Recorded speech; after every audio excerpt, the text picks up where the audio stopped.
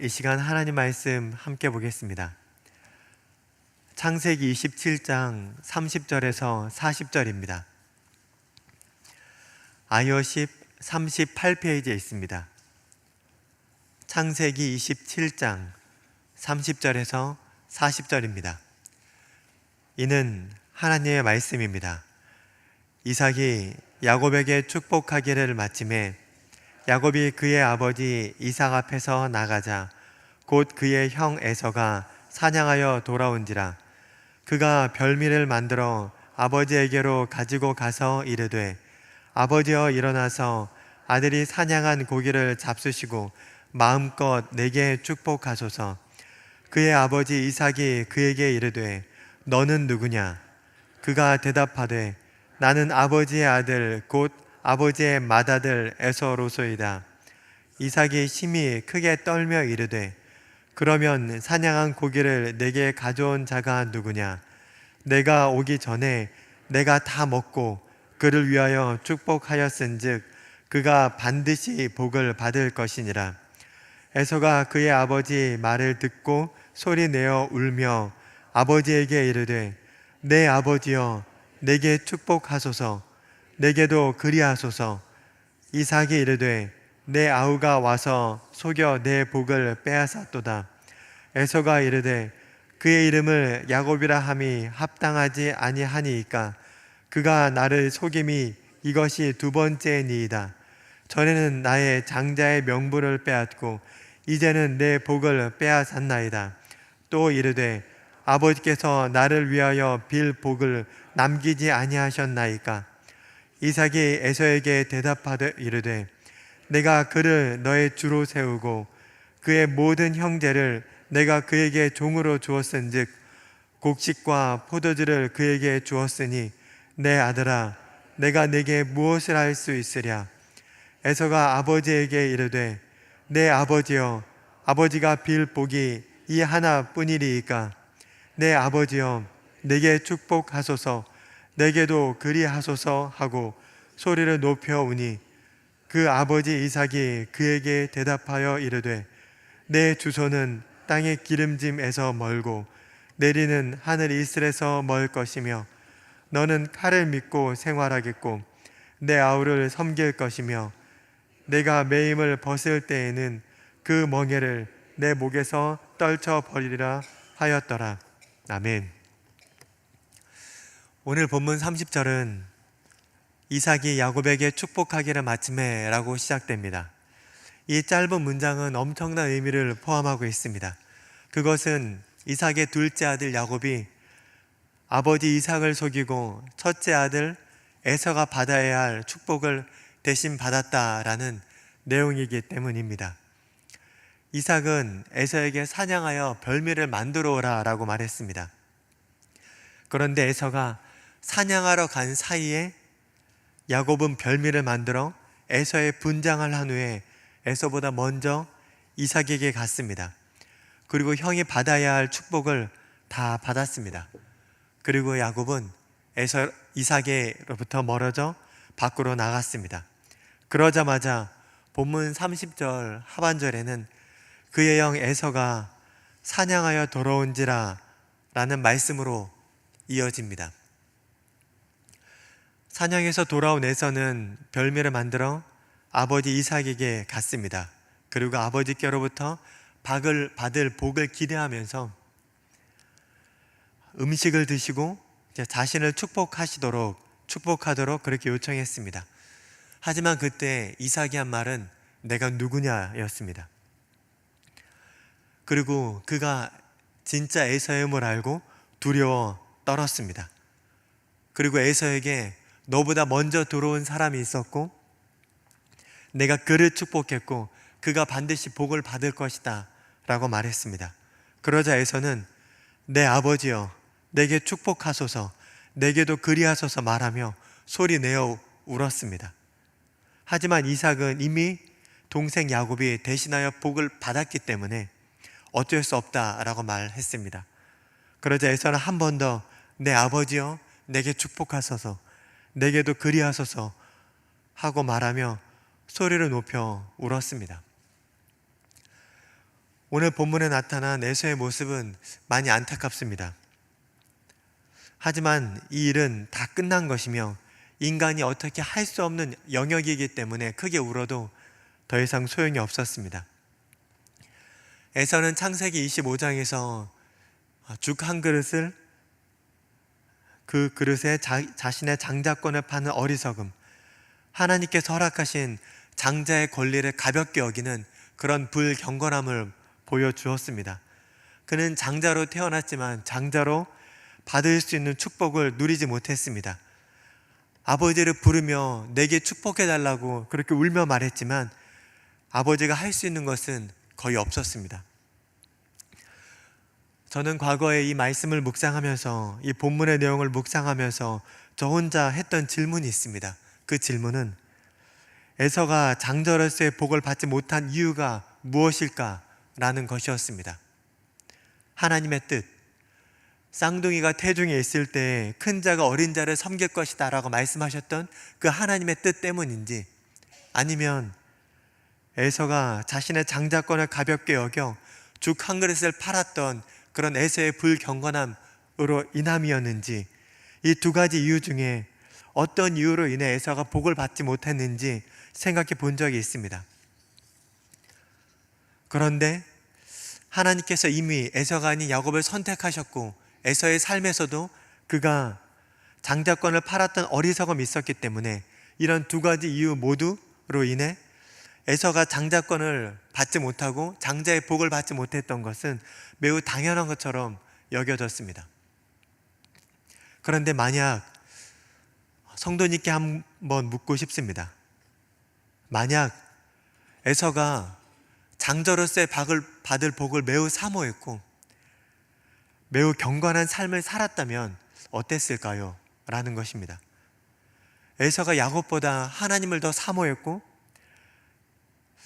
에서가 정말로 야곱보다 더 경건한 삶을 살았다면 과연 에서가 장자의 복을 누릴 수 있었을까? 라는 질문을 한번 해보셨으면 좋겠습니다. 그러면 우리는 에서가 장자의 복을 받지 못했던 이유에 대해 말하는 것이 조금은 더 불편하게 느껴졌을 것입니다. 하지만 분명한 것이 있습니다. 그것은 하나님의 뜻이 이루어진다라는 것은 하나님의 영역과 사람의 영역이 있다라는 것입니다. 하나님께서는 사람을 향한 정하신 뜻, 반드시 이루어질 수밖에 없는 하나님의 뜻을 가지고 계십니다. 이것은 하나님의 영역입니다. 그렇기 때문에 야곱이 장자의 복을 받을 수밖에 없습니다. 반면에 인간에게는 하나님의 정하신 뜻 안에서 행해야 할 본분이 있습니다. 이것은 인간의 영역입니다. 그래서 에서는 최선을 다해 경건한 삶을 살았어야만 합니다. 하나님의 뜻을 인간이 어찌할 수 없습니다. 그것은 하나님의 고유한 영역입니다. 그리고 인간은 그 하나님의 뜻이 무엇인지도 온전히 알 수도 없습니다. 그래서 인간은 하나님께서 정하신 뜻 가운데 하나님의 뜻이 무엇인지 모르지만 그것이 온전히 이루어지기를 바라면서 최선을 다해 경건하게 살아야만 합니다. 오늘 본문을 묵상하면서 사울 왕이 생각이 났습니다. 사울 왕은 이스라엘의 초대 왕입니다. 그는 베냐민 지파였습니다. 그런데 창세기 49장 10절 말씀을 안다면 사울이 왕이 된 것에 대해서 다소 의아할 수밖에 없습니다. 제가 창세기 49장 10절을 읽겠습니다. 규가 유다를 떠나지 아니하며 통치자의 지팡이가 그 발 사이에서 떠나지 아니하기를 실로가 오시기까지 이르리니 그에게 모든 백성이 복종하리로다. 창세기 49장은 야곱이 12아들에게 했던 유언의 말씀입니다. 하나님께서는 야곱의 유언을 통해 유다 지파에서 왕이 나올 것이다 라고 말씀하여 주셨습니다. 그런데 이스라엘의 첫 번째 왕이었던 사울은 유다 지파가 아니라 베냐민 지파였습니다. 그러면 왜 사울이 왕이 됐을까요? 예언이 잘못됐던 것일까요? 우리는 그렇게 생각할 수도 있습니다. 하지만 그렇지 않습니다. 그것은 하나님의 영역입니다. 하나님의 뜻을 인간이 다 알 수 없습니다. 다만 유다 지파를 통해 왕권을 세우시겠다고 말씀하신 이 하나님의 약속, 이 하나님의 이 말씀은 다윗 왕을 통해 이루어졌습니다. 다윗은 이스라엘의 두 번째 왕이었고 유다 지파였습니다. 그렇다면 우리는 이렇게 생각해 볼 수 있습니다. 하나님, 그럼 사울의 왕권은 무엇입니까? 왜 사울이 왕이 된 것입니까? 라고 생각할 수 있습니다. 어쩌면 하나님께서 예정하신 왕권은 유다 지파였기 때문에 사울 왕은 다윗이 등장하기 이전까지 임시적으로 안개처럼, 마치 땜빵처럼 존재했던 것에 불과했는지라는 불편한 생각을 할 수도 있습니다. 하지만 분명한 것은 하나님께서는 약속대로 유다 지파였던 다윗을 통해 영원한 왕권을 확립하셨다라는 것입니다. 하지만 하나님께서는 우리가 분명히 알아야 할 것은 사울 왕을 통한 계획도 있었습니다. 제가 사무엘상 13장 13절과 14절의 말씀을 읽겠습니다. 사무엘이 사울에게 이르되 왕이 망령되이 행하였도다. 왕이 하나님 여호와께서 왕에게 내리신 명령을 지키지 아니하였도다. 그리하였더라면 여호와께서 이스라엘 위에 왕의 나라를 영원히 세우셨을 것이오늘 지금은 왕의 나라가 길지 못할 것이라. 여호와께서 왕에게 명령하신 바를 왕이 지키지 아니하였으므로 여호와께서 그의 마음에 맞는 사람을 구하여 여호와께서 그를 그의 백성의 지도자로 삼으셨느니라 하고. 아멘. 이 말씀은 사무엘이 사울 왕에게 한 말입니다. 사무엘은 자신이 일주일 후에 오겠다라고 하고 사울 왕에게 기다리라 라고 말했습니다. 하지만 사울 왕은 전쟁 가운데 너무나 두려웠고 일주일이 지나 사무엘이 오지 않자 더 이상 기다리지 못하고 직접 자신이 왕임에도 불구하고 제사를 드렸습니다. 그때 제사를 드리자마자 사무엘이 와서 그 제사를 드리던 사울 왕의 모습을 보고 사울을 질책하며 한 말이 제가 지금 읽었던 사무엘상 13장 13절 14절의 말씀입니다. 이 말씀은 정말로 엄청난 놀라운 말씀입니다. 그것은 하나님께서 사울 왕을 통해 영원한 나라를 준비하셨다라는 것입니다. 하나님께서는 유다를 통해, 유다 지파를 통해 왕권을 확립하겠다, 영원한 왕권을 세우겠다라고 말씀하셨지만 유다 지파가 아닌 베냐민 지파의 사울 왕을 통해서도 이런 엄청난 계획을 하셨던 것입니다. 하지만 이 말로 표현할 수 없는 엄청난 계획은 사울의 불순종으로 인해 무산됐습니다. 이처럼 인간은 하나님의 뜻을 다 알 수 없습니다.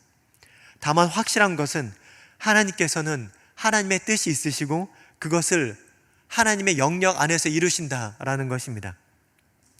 그렇게 사람으로 마땅히 해야 할 본분을 성실하게 해야만 한다라는 것입니다. 하지만 사울은 그렇게 하지 못했고 자신이 왕으로서 해야 할 본분의 최선을 다하지 못했습니다. 그래서 하나님께서 예비하신 그 엄청난 영원한 왕권이라는 그 복된 계획을 누릴 수 없었습니다. 오늘 본문에서 하나님께서는 에서가 야곱을 섬길 것이다 라고 말씀하셨습니다. 이것은 하나님의 영역 맞습니다.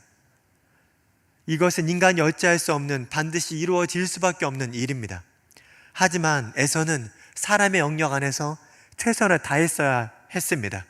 죽 한 그릇에 장자권을 내어주는 어리석음을 절대로 범하면 안 됩니다.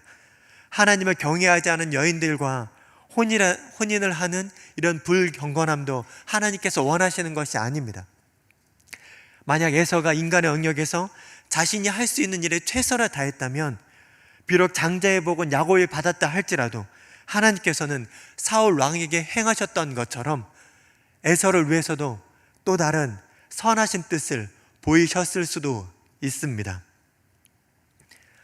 이 새벽 생각해 보았으면 좋겠습니다. 우리도 마찬가지다라는 것입니다. 하나님께서는 우리를 향한 엄청난 뜻을 가지고 계십니다.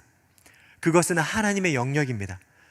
그 영역은, 그런 하나님의 뜻은 우리가 다 할 수도 없고 우리가 어찌할 수 없는, 하나님께서만 계획하시고 하나님께서만 이루시는 하나님의 고유 영역입니다. 우리는 그 뜻이 이루어지도록 기도해야만 합니다. 그리고 우리는 우리의 일을 해야 합니다. 우리에게 속한 영역 안에서 최선을 다해야만 합니다. 하나님께서 우리에게 선한 일을 행하실 것이라는 그런 믿음과 기대로 경건하게, 성실하게 오늘 하루를 살아야 한다라는 것입니다. 그렇다면 하나님께서 우리에게 은혜를 베푸시고 우리를 통해 역사하시고 영광을 받으실 것입니다. 사랑하는 명산의 성도님, 오늘 아침 우리 이 말씀을 생각하며 이렇게 다짐했으면 좋겠습니다. 그 무엇보다 하나님의 뜻이 이루어지는 것입니다. 그것이 무엇인지 우리는 확실히 알 수 없지만 우리는 하나님께서 오늘 하루 가운데 정하신 뜻이 분명히 있다라는 것을 알고 그 뜻이 온전히 이루어지도록 기도하는 것입니다. 마치 주기도문의 첫 번째, 하늘 아버지께서 이름이 거룩히 여김을 받으심을 바라며 주의 나라가 임하는 것을 기도하고, 하늘에서 뜻이 다 이루어진 것처럼 이 땅 가운데서도 하나님의 뜻이 이루어지도록 그렇게 기도하는 것입니다. 그리고 우리는 하나님께서 오늘 우리에게 선물로 주신 이 삶 속에서 정말로 정직하게 바르게 살아가는 것입니다. 우리를 사랑하시고 우리에게 엄청난 계획을 가지신 하나님 아버지께서 우리에게 선한 계획을 베푸시고 우리를 통해 그 선한 계획을 이루실 것을 소망하며 우리의 삶에 최선을 다하는 것입니다. 그렇게 이 새벽에, 이 시간에 하나님의 뜻이 온전히 이루어지도록, 그리고 우리가 하나님께서 기뻐하시는 하루를 살 수 있도록 그렇게 힘과 능력을 달라고 기도하는 시간이 되었으면 좋겠습니다. 그래서 오늘 하루가 하나님의 뜻이 이루어지며 저희를 통해 하나님께서 역사하시고 영광을 받으시는 그런 귀한 은혜가 있기를 간절히 소망합니다.